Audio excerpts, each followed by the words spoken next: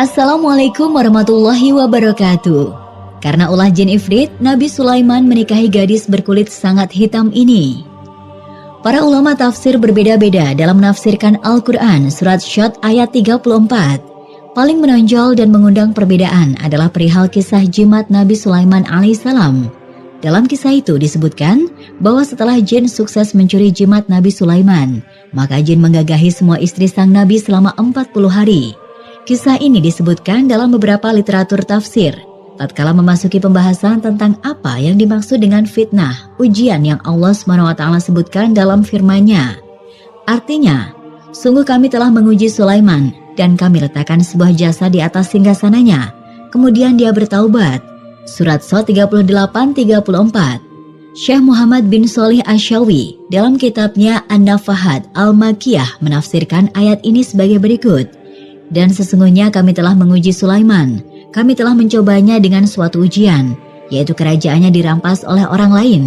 Demikian itu, karena ia pernah menikahi seorang perempuan yang ia sukai. Hanya perempuan itu termasuk orang yang menyembah berhala, tanpa sepengetahuan Nabi Sulaiman. Dan tersebutlah bahwa kebesarannya itu terletak pada cincinnya. Kemudian pada suatu hari, ketika ia bermaksud untuk pergi ke kamar mandi, ia melepaskan cincinnya itu. Lalu ia menitipkannya kepada salah seorang dari istrinya yang bernama Aminah, sebagaimana biasanya. Setelah ia pergi, tiba-tiba datanglah makhluk jin yang menyerupai Nabi Sulaiman. Kemudian jin itu mengambil cincin itu dari Aminah dan langsung memakainya. Dan kami dudukan pada singgasananya sesosok jasad, yaitu jin tersebut, yang bernama Syakir atau jin lainnya. Kemudian jin itu menduduki singgasana Nabi Sulaiman. Ketika itu juga, ia dikelilingi burung-burung dan lain-lainnya. Lalu muncullah Nabi Sulaiman dalam bentuk yang tidak seperti biasanya, yakni tanpa pakaian kebesaran. Ia melihat bahwa di singgasananya telah duduk seseorang. Kemudian ia berkata kepada orang-orang yang ada di situ, "Aku adalah Sulaiman." Akan tetapi orang-orang mengingkarinya. Kemudian ia kembali, yakni kembali dapat merebut kebesarannya setelah selang beberapa hari, yaitu setelah ia berhasil merebut cincin kebesarannya. Lalu memakainya dan duduk di atas singgasananya kembali. Tafsir sejenis, redaksinya cukup panjang. Intinya, konon Nabi Sulaiman alaihissalam menikahi seorang wanita yang sangat beliau cintai. Namanya Jarodah. Hanya saja ia menyembah berhala di rumah Nabi Sulaiman tanpa sepengetahuan beliau. Dikisahkan bahwa kekuatan Nabi Sulaiman, baik yang berkenaan dengan kerajaan maupun kenabian beliau, terletak pada cincin yang ia pakai. Pada suatu hari, ketika hendak memasuki kamar kecil, beliau menitipkan cincinnya kepada salah seorang istrinya, Aminah. Sebelum beliau menyelesaikan hajatnya, datanglah setan yang menyamar dalam bentuk Nabi Sulaiman dan mengambil cincin tersebut, lalu menduduki singgasana Nabi Sulaiman. Akibatnya, Nabi Sulaiman kehilangan kekuatan dan berubah bentuk, kemudian terusir dari kerajaannya. At-Tabari menyebutkan bahwa nama setan, jin tersebut adalah Syakir. Demikianlah menurut Ibnu Abbas dan Qatadah. Menurut pendapat lain nama setan itu adalah Asif, kata Mujahid. Menurut pendapat yang lainnya lagi adalah Asruwa, yang juga kata Mujahid. Sedangkan menurut Asadi, nama setan itu adalah Habyak. Si iblis berkuasa dan menggagahi para istri Nabi Sulaiman, sampai pun pada masa haid mereka. Hingga akhirnya Nabi Sulaiman menemukan cincinnya kembali dalam perut seekor ikan yang dia dapatkan dari seorang nelayan tempat beliau bekerja, dan seterusnya. Berbagai versi, kisah ini memang banyak versinya. Said Ibnu Abu Arubah misalnya, telah meriwayatkan dari Qatadah yang telah menceritakan bahwa Sulaiman diperintahkan untuk membangun Baitul Maqdis. Maka dikatakan kepadanya, "Bangunlah ia, tetapi jangan sampai terdengar suara besi beradu." Nabi Sulaiman alaihissalam berusaha untuk melakukannya, tetapi tidak mampu karena harus tanpa suara. Kemudian dikatakan kepadanya, "Sesungguhnya ada yang mampu melakukannya. Dia adalah setan yang bertempat tinggal di laut, dikenal dengan nama Syakir, jin yang jahat." Dan tersebutlah bahwa di tepi laut tersebut terdapat sebuah mata air yang biasa didatangi oleh jin Syakir untuk minum darinya seminggu sekali. Lalu Nabi Sulaiman mengeringkan airnya dan menggantinya dengan khamar. Dan pada hari minumnya, jin Syakir datang. Ternyata ia menjumpainya telah menjadi khamar. Maka ia berkata, "Sesungguhnya airmu ini adalah minuman yang baik. Hanya saja engkau akan membuat orang yang penyabar menjadi mabuk dan membuat orang yang bodoh makin bertambah bodoh. Setelah minum, Syakir pulang dan kembali lagi kepadanya setelah merasa kehausan yang sangat. Ia berkata, sesungguhnya engkau adalah minuman yang baik, tetapi engkau dapat menjadikan orang yang penyabar mabuk dan menambahkan kebodohan kepada orang yang bodoh. Lalu Syakir meminumnya lagi hingga pengaruh khamar menguasai akalnya. Kemudian diperlihatkan kepadanya cincin Sulaiman, atau cincin itu ditempelkan di antara kedua tulang belikatnya hingga Syakir lumpuh dan tunduk. Disebutkan bahwa letak kesaktian Nabi Sulaiman berada pada cincinnya. Lalu Syakir dibawa menghadap kepada Nabi Sulaiman, dan Nabi Sulaiman berkata, sesungguhnya kami telah diperintahkan untuk membangun rumah ini, Baitul Maqdis, dan dikatakan kepada kami bahwa dalam membangunnya tidak boleh ada suara besi. Maka Syakir mendatangkan telur burung hudud, lalu meletakkannya di dalam sebuah kotak kaca yang tertutup rapat. Ketika induk burung hudud itu datang, ia hanya bisa berputar di sekitar peti kaca tersebut. Ia dapat melihat telurnya, tetapi tidak dapat mendekatinya. Maka burung hudud itu pergi dan datang lagi dengan membawa intan. Lalu ia mengeratkan intan itu pada kotak kaca dan pecahlah kacanya hingga ia bisa mengerami telurnya. Maka Nabi Sulaiman mengambil intan dan menjadikannya sebagai alat untuk memotong batu-batuan. Nabi Sulaiman alaihissalam apabila hendak memasuki kamar kecil atau kamar mandi tidak membawa serta cincinnya itu. Pada suatu hari ia pergi ke tempat mandi, sedangkan setan itu, yakni Syakir, ikut bersamanya.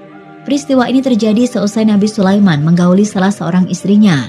Sebelum Sulaiman memasuki kamar mandinya, terlebih dahulu ia menitipkan cincinnya itu kepada Syakir. Tetapi setelah Syakir menerimanya, ia melemparkannya ke laut dan cincin itu ditelan oleh ikan. Maka kesaktian Nabi Sulaiman hilang. Kemudian Syakir menyerupakan dirinya dengan Sulaiman. Ia datang ke kerajaannya, lalu duduk di atas singgasananya. Sejak saat itu, Syakir menguasai seluruh kerajaan milik Nabi Sulaiman, kecuali istri-istri Nabi Sulaiman.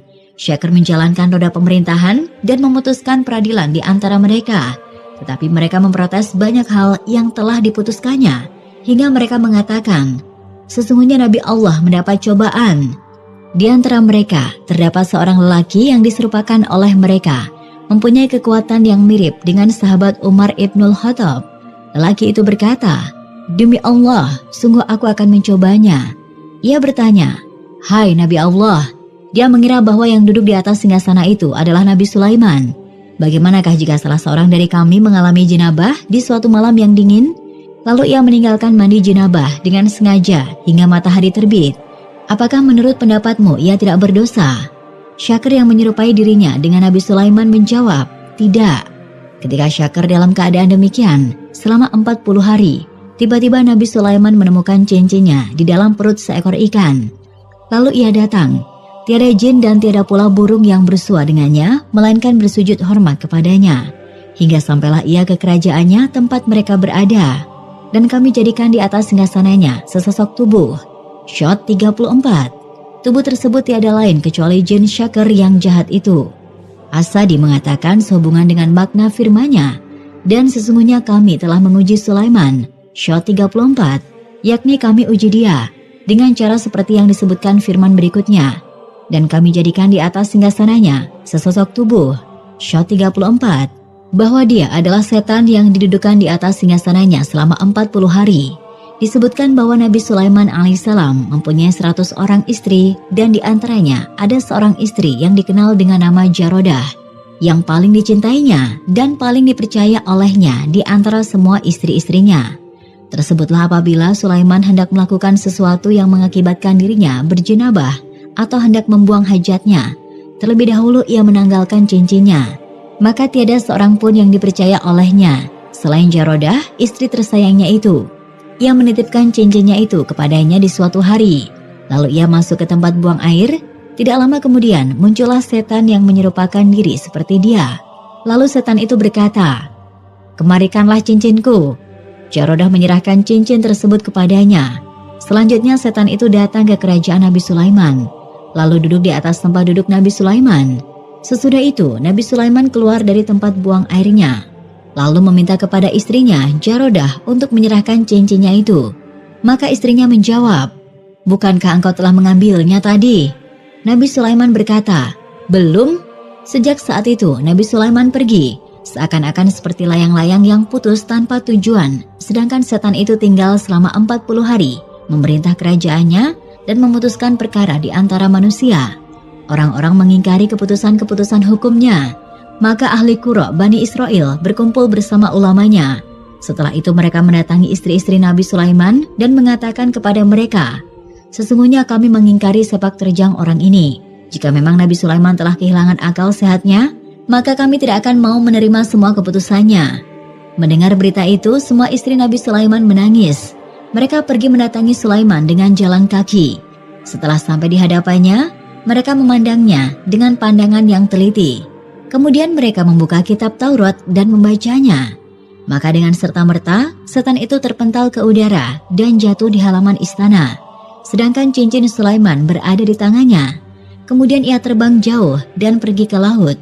Tetapi cincin tersebut terjatuh darinya, jatuh ke laut, lalu dimakan oleh seekor ikan yang ada di laut. Sulaiman datang dalam keadaan tertanggalkan darinya kebesaran seorang raja ke tepi laut, hingga sampailah ia pada salah seorang penangkap ikan di laut tersebut. Ia dalam keadaan sangat lapar, maka ia meminta ikan kepada para penangkap ikan itu. Ia berkata kepada mereka, "Sesungguhnya aku adalah Sulaiman." Maka sebagian dari mereka bangkit dan memukulnya dengan tongkat hingga Sulaiman terluka pada kepalanya. Sulaiman bersabar dan mencuci lukanya itu di tepi pantai dengan air laut. Para nelayan yang ada mencela perbuatan teman mereka yang memukul Sulaiman, dan mereka berkata kepadanya, "Buruk sekali perlakuanmu itu dengan memukul dia." Orang yang memukulnya menjawab, "Dia mengira bahwa dirinya adalah Sulaiman." Akhirnya mereka memberinya 2 ekor ikan yang tidak terpakai oleh mereka. Sulaiman tidak mengindahkan lagi luka akibat pukulan. Ia bangkit menuju ke tepi pantai, lalu membelah perut kedua ikan itu dan mencucinya. Ternyata ia menjumpai cincinnya berada di dalam perut salah satu dari kedua ekor ikan pemberian itu. Ia segera memungutnya dan mengenakannya. Maka dengan serta-merta Allah mengembalikan kepadanya wibawanya sebagai seorang raja dan juga kesaktiannya. Burung-burung pun berdatangan hingga mengelilinginya. Melihat kejadian itu, barulah kaum yang ada di pantai itu merasa yakin bahwa dia adalah Nabi Sulaiman. Maka orang-orang berdatangan kepadanya, seraya meminta maaf kepadanya atas apa yang telah mereka lakukan terhadapnya. Nabi Sulaiman menjawab, "Aku tidak memuji kalian atas permintaan maaf kalian.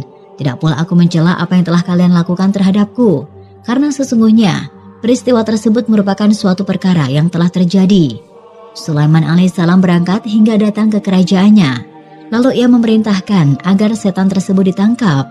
Setelah setan itu ditangkap, ia menjatuhkan hukuman terhadapnya. Maka ia memasukkannya ke dalam sebuah peti besi yang dikuncinya rapat-rapat dan dilak dengan cap dari cincinnya. Kemudian ia memerintahkan agar peti itu dilemparkan ke dalam laut, dan setan tersebut akan tetap berada di dalam peti itu hingga hari kiamat nanti. Disebutkan bahwa nama setan itu adalah Habyak. As-Sadi melanjutkan kisahnya bahwa telah ditundukkan bagi Sulaiman angin yang sebelum itu tidak ditundukkan terhadapnya, seperti yang disebutkan oleh firman-Nya, "Dan anugerahkanlah kepadaku kerajaan yang tidak dimiliki oleh seorang jua pun sesudahku. Sesungguhnya engkaulah yang maha pemberi." Syot 35. Memvonis batil. Para pakar tafsir klasik dan kontemporer memvonis batilnya kisah tersebut, seraya menyebutkan kisah ini tidak lebih hanyalah Israiliyat, dongeng-dongeng yang dinukil dari Bani Israel yang batil. Sebagian ulama berpendapat, kisah yang menyebutkan bahwa kesaktian Nabi Sulaiman alaihissalam bersumber dari cincin yang ia pakai, rasa-rasanya tidak bisa dipertanggungjawabkan, baik dari sisi sanad maupun alur ceritanya, sehingga otomatis tidak bisa dijadikan dalih untuk melegalisasi praktik pemakaian jimat. Wallahu alam. Wassalamualaikum warahmatullahi wabarakatuh.